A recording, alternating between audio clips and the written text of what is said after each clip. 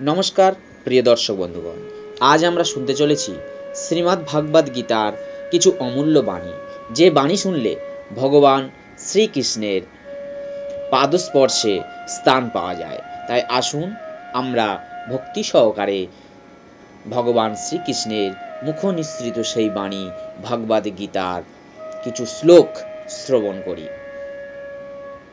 শ্লোক হলো 11। সর্বদারেষু দেহস্মিন প্রকাশো উপজায়তে জ্ঞানাং যদা তদা বিদ্যাদ বিবৃদাং সত্যমিতুত। যখন এই দেহের সব কয়টি দ্বারে জ্ঞানের প্রকাশ হয়, তখন সত্যগুণ বর্ধিত হয়েছে বলে জানবে। দেহে 9টি দ্বার থাকে, 2টি চক্ষু, 2টি কর্ণ, 2টি নাসারন্ধ্র, মুখ, উপস্থ আর পায়ু।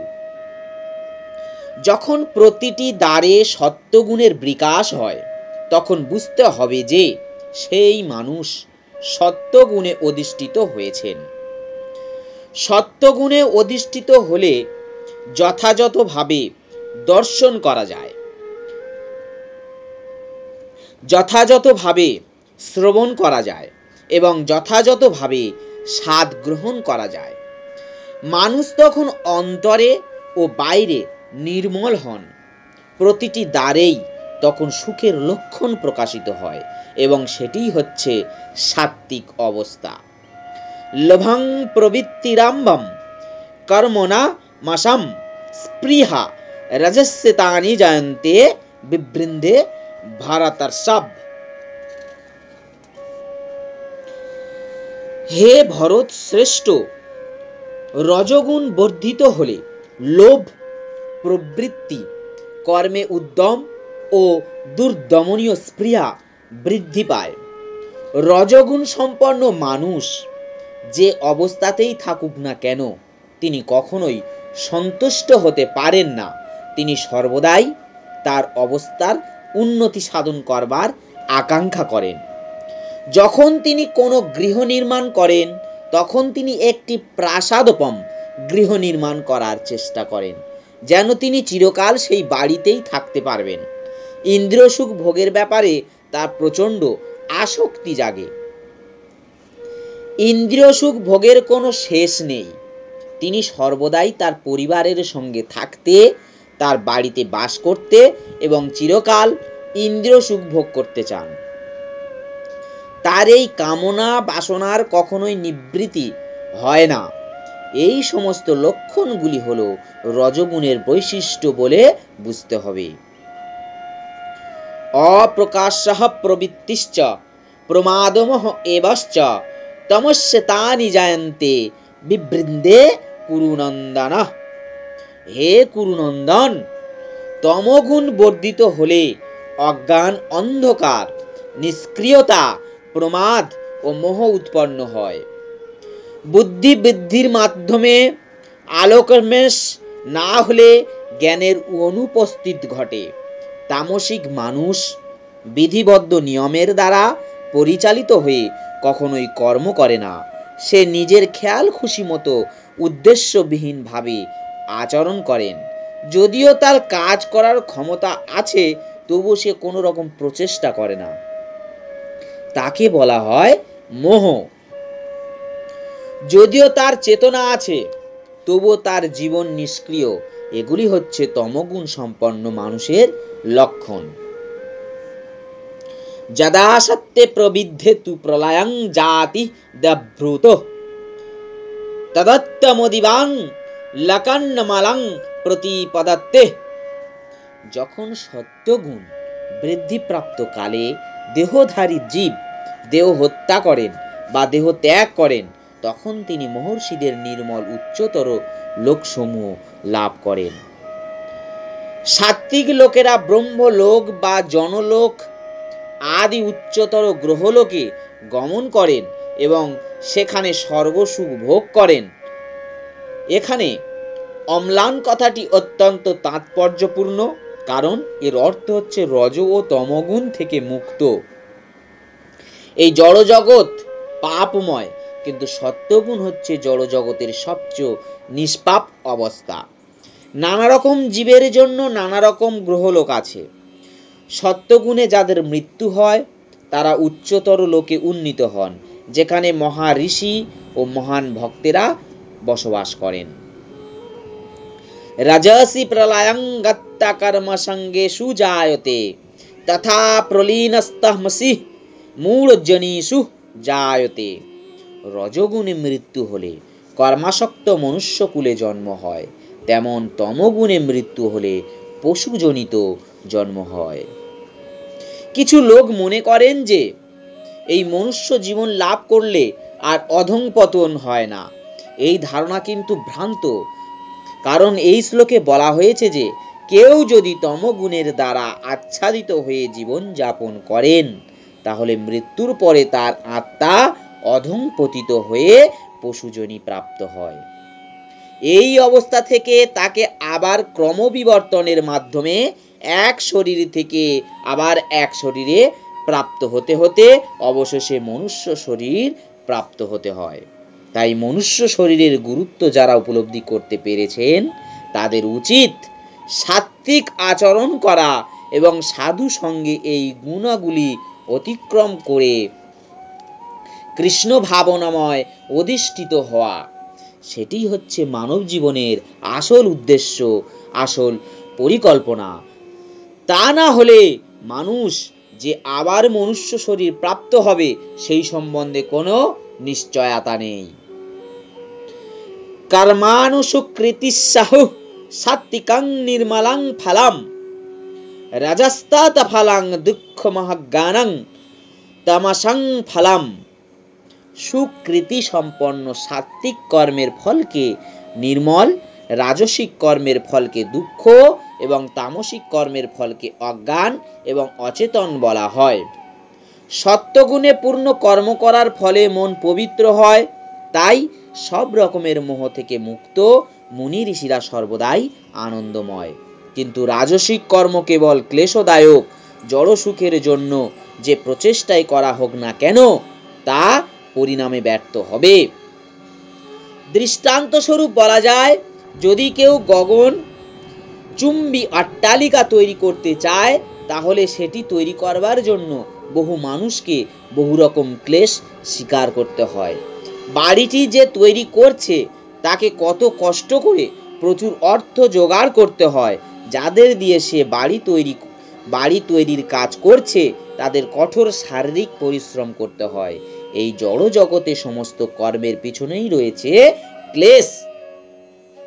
এভাবেই ভাগবত গীতায় বলা হয়েছে যে রজগুণের প্রভাবে যে কার্যই করা হোক না কেন তাতে সুনিশ্চিতভাবে বিপুল দুঃখ জড়িয়ে রয়েছে। তাতে হয়তো তথাকথিত একটুখানি মানসিক সুখ থাকতে পারে, এই বাড়িটি আমার অথবা এই ধনসম্পদ আমার, কিন্তু এটি যথার্থ সুখ নয়। তমগুণের দ্বারা প্রভাবিত হয়ে যে কর্ম করে সেই অজ্ঞান এবং তার সমস্ত কর্মের ফলস্বরূপ সে বর্তমানে দুঃখ ভোগ করেন এবং ভবিষ্যতে পশু জন্ম লাভ করেন। পশু জীবন সর্বদাই দুঃখময়, কিন্তু মায়ার দ্বারা মহাচ্ছন্ন থাকার ফলে পশুরা সেটি অবশ্য বুঝতে পারে না। তমগুণের দ্বারা আচ্ছন্ন থাকার ফলেই মানুষ নিরীহ পশুদের হত্যা করে।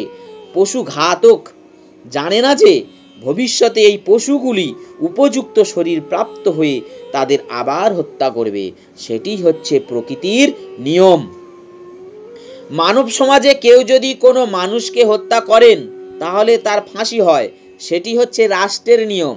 আর অজ্ঞানতার ফলে মানুষ বুঝতে পারে না যে পরমেশ্বর দ্বারা নিয়ন্ত্রিত একটি পূর্ণ রাজ্য আছে। প্রতিটি প্রাণী সেই পরমেশ্বর ভগবানের সন্তান, এবং একটি পিঁপড়ে হত্যা করা হলেও তিনি সেটি বরদাস্ত করেন না। সেই জন্য আমাদের মাসুল দিতে হয়। তাই রসনা তৃপ্তির জন্য পশু হত্যা করা নিকৃষ্টতম অজ্ঞতা। মানুষের পক্ষে পশু হত্যা করার কোনো প্রয়োজনীয়তা নেই, কারণ মানুষের জন্য ভগবান কত সুন্দর সুন্দর জিনিস দিয়ে রেখেছেন। কিন্তু তা সত্ত্বেও কেউ যদি পশুর মাংস আহার প্রবৃত্ত করেন তাহলে বুঝতে হবে যে সে তমগুণের দ্বারা আচ্ছন্ন হয়ে কর্ম করছে এবং তার ভবিষ্যৎ অত্যন্ত অন্ধকারাচ্ছন্ন করে তুলেছে। সব রকম পশু হত্যার মধ্যে সব থেকে গোহত্যা হচ্ছে সবচেয়ে জঘন্যতম কার্য। কারণ দুধ দান করে যে গরু আমাদের সব রকমের আনন্দ দান করেন, সেই গোহত্যা হচ্ছে সব রকমের পাপ কর্মের মধ্যে সবচেয়ে নিকৃষ্টতম অপরাধ। বৈদিক শাস্ত্রে গভী প্রীতি তৎ সারাম কথাটি ইঙ্গিত করেন যে গরুর দুধের দ্বারা সর্বতভাবে প্রীতি লাভ করবার পরেও যে মানুষ গোহত্যা করতে চায় সে অত্যন্ত গভীরভাবে তমসাচ্ছন্ন। বৈদিক শাস্ত্রে একটি প্রার্থনায় বলা হয়েছে, নমো ব্রহ্মণ্য দেবায় গো ব্রহ্মণ হতিশ্চায়শ্চ জগদ্ধিতায় কৃষ্ণায় গোবিন্দায় নমঃ নমঃ। হে ভগবান, তুমি গাভী ও ব্রাহ্মণদের হিতাকাঙ্ক্ষী এবং তুমি সমগ্র মানব সমাজ ও সমগ্র জগতের হিতাকাঙ্ক্ষী। এই প্রার্থনায় গাভী ও ব্রাহ্মণদের রক্ষা করার কথা বিশেষভাবে উল্লেখ করা হয়েছে। ব্রাহ্মণেরা হচ্ছেন আধ্যাত্মিক শিক্ষার প্রতীক এবং গাভী হচ্ছে সবচেয়ে মূল্যবান খাদ্যের প্রতীক। গাভী ও ব্রাহ্মণ এই দুই প্রকার প্রাণীদের সব রকম প্রতিরক্ষা বিধান করা উচিত। সেটি হচ্ছে সভ্যতার প্রকৃত উন্নতি। আধুনিক মানব সমাজে পারমার্থিক জ্ঞানকে অবজ্ঞা করা হয়েছে এবং গোহত্যার প্রশ্রয় দেওয়া হচ্ছে। সুতরাং আমাদের বুঝতে হবে যে মানব সমাজ বিপদগামী হচ্ছে এবং তার নিজের উৎসন্নের পথটি ক্রমান্বয়ে প্রশস্ত হচ্ছে। যে সভ্যতা মানুষকে পরবর্তী জীবনে পশুতে পরিণত হওয়ার পথে পরিচালিত করে সেটি অবশ্যই মানব সভ্যতা নয়। বর্তমান মানব সভ্যতা অবশ্যই রজ ও তমগুণের দ্বারা প্রভাবিত হয়ে দ্রুত গতিতে বিপদগামী হচ্ছে।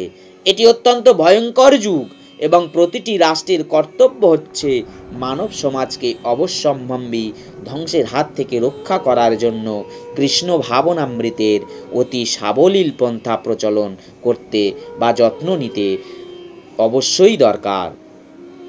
সত্তাৎ সংজায়তে জ্ঞানং রাজাসে লভঙ্গেবাশ্চা প্রমাদ মোহ তমসো ভব ভবতঃ জ্ঞান মেবশ্চ।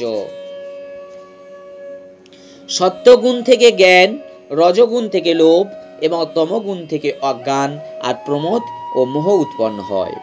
বর্তমান সভ্যতা যেহেতু জীবের পক্ষে খুব একটা উপযোগী নয়, তাই কৃষ্ণ ভাবনা অনুশীলন করার পরামর্শ দেওয়া হয়েছে। কৃষ্ণ ভাবনা অনুশীলনের মাধ্যমে সমাজে সত্যগুণের বিকাশ হবে। যখন সত্যগুণ বিকশিত হয় তখন মানুষ বস্তুকে যথাযথভাবে দর্শন করতে সক্ষম হবে। তামসিক পর্যায়ে মানুষ হয়ে যায় পশুর মতো এবং বস্তুকে স্পষ্টভাবে দর্শন করতে পারে না। যেমন তামসিক মানুষ বুঝতে পারে না যে পশু হত্যা করার মাধ্যমে তারাও পরবর্তী জীবনে সেই পশুর দ্বারাই নিহত হবার দুর্ভাগ্য অর্জন করছে। কারণ মানুষেরা প্রকৃত জ্ঞান অনুশীলনের শিক্ষা পায় না, তাই তারা দায়িত্ব জ্ঞানহীন হয়ে পড়ে। এই রকম দায়িত্ব জ্ঞানহীন আচরণ বন্ধ করার জন্য মানুষদের সত্যগুণের বিকাশ করার শিক্ষা অতি আবশ্যক। তারা যখন যথাযথভাবে সত্যগুণের শিক্ষা লাভ করবে তখন তারা পূর্ণ জ্ঞান লাভ করে শান্ত হবে। মানুষ তখন সুখী ও সমৃদ্ধশালী হবে। এমনকি অধিকাংশ মানুষ যদি সুখী ও সমৃদ্ধশালী না হয়, যদি সমাজের কিছু সংখ্যক লোকও কৃষ্ণ ভাবনায় ভাবিত হয়ে সত্যগুণে অধিষ্ঠিত হয়, তাহলেও সারা জগৎ জুড়ে শান্তি ও সমৃদ্ধির সম্ভাবনা থাকে। তা না করে সমগ্র জগৎ যদি রজ ও তমগুণের দাসত্ব বরণ করে নেয়, তাহলে শান্তি ও সমৃদ্ধির কোনো সম্ভাবনাই থাকবে না। রজগুণে মানুষ লোভী হয় এবং তাদের ইন্দ্রিয় সুখ বাসনার কোনো সীমাও থাকে না। সেটি যে কেউ উপলব্ধি করতে পারে না। সেটি যে কেউ উপলব্ধি করতে পারেন যে এমনকি প্রচুর অর্থ থাকা সত্ত্বেও এবং ইন্দ্রিয় সুখ ভোগের নানা রকম বন্দোবস্ত থাকা সত্ত্বেও মানুষের আজ না আছে সুখ, না আছে মনের শান্তি, সেটিও থাকা সম্ভব নয়, কারণ তারা রজগুণে অধিষ্ঠিত। কেউ যদি যথাযথ সুখ পেতে চান, সেই ব্যাপারে টাকা তাকে সাহায্য করতে পারবে না। কৃষ্ণ ভাবনা অনুশীলন করার মাধ্যমে তাকে সত্ত্বগুণে উন্নীত হতে হবে। কেউ যখন রাজসিক কর্মে নিয়োজিত থাকে, তখন সে যে কেবল মানসিক অশান্তি ভোগ করে তাই নয়, তার পেশা এবং বৃত্তিও অত্যন্ত ক্লেশদায়ক হয়। প্রচুর অর্থ উপার্জন করেও তার পদমর্যাদা বজায় রাখবার জন্য তাকে কত রকমের পরিকল্পনা ও উপায় উদ্ভাবন করতে হয়, এই সমস্তই হলো ক্লেশদায়ক। তমগুণে মানুষ উন্মাদ হয়ে ওঠে। তাদের পারিপার্শ্বিক অবস্থার দ্বারা নিদারুণ দুঃখ ভোগ করে। তারা মাদক দ্রব্যের আশ্রয় গ্রহণ করেন এবং এভাবেই তারা অজ্ঞানতার আরো গভীরতর অন্ধকারে নিমজ্জিত হয়। তাদের ভবিষ্যৎ জীবন অত্যন্ত অন্ধকারাচ্ছন্ন হয়ে যায়। জয় শ্রীকৃষ্ণ।